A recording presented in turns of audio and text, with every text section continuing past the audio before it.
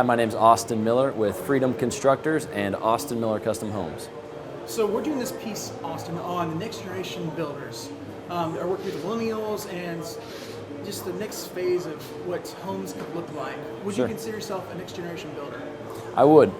You know, considering I'm a millennial as well, a lot of what I'm seeing for the millennials and what they like taste-wise is a home they can stay in for a long time and a home aesthetically that is modern yet timeless. So we'll see a lot of the mid-century moderns or the modern farmhouse, kind of taking the classical style, mixing it with today's modern edge.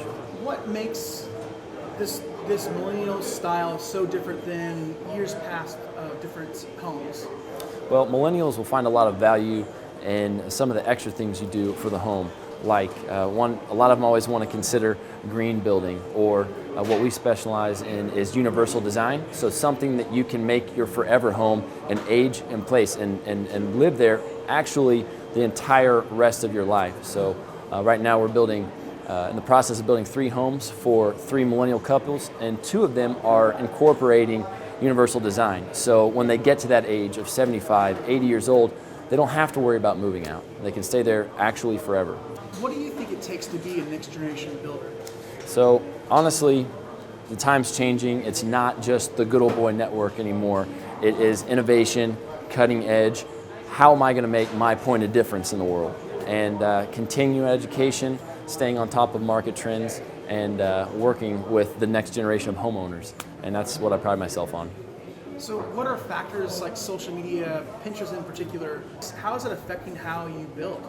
Well, actually, between Pinterest and Houzz, it makes it a lot easier to build because a lot of clients will come in with all these ideas just that they've pinned and come up with idea books on Houzz. So it makes it easier on me because I say, show me what you want. Now, the only problem with that is a lot of times they pick out the most expensive house on the block. So we kind of have to work with some things budgetary-wise to fit what they want financially. But man, it's there's so many resources out there now that it makes it so much easier to give someone the home they desire.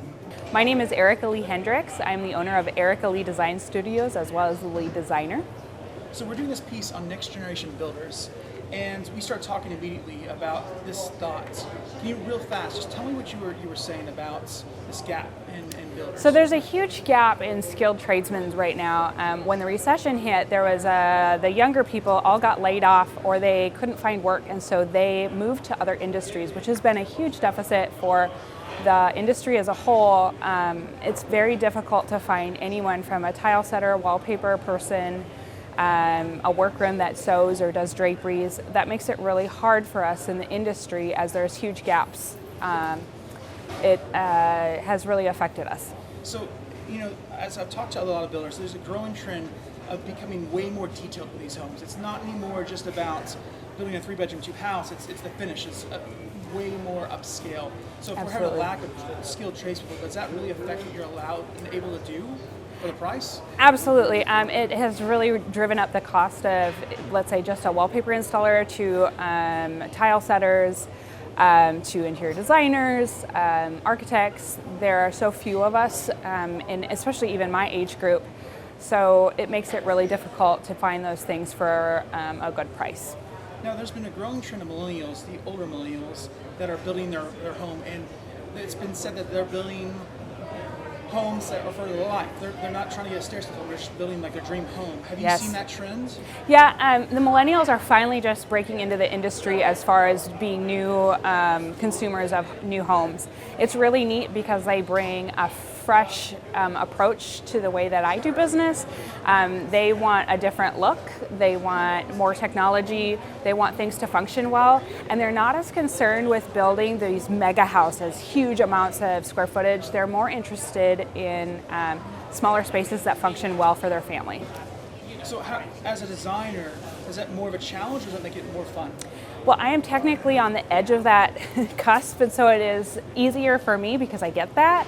I totally understand designing for someone's lifestyle and telling their story through design. I'm not just about painting a pretty picture through a house.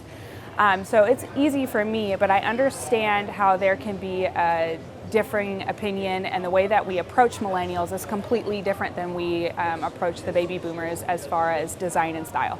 So do you think there's a gap for older builders that have been building their homes this way for forever, and understanding that The good builders are learning to adapt. They're changing, and their approach is still good because we are still heavily influenced by the baby boomers. The millennials are just breaking in, like I said before, and so I think they will either adapt because they are business owners and they're good at what they do, or they will possibly retire soon.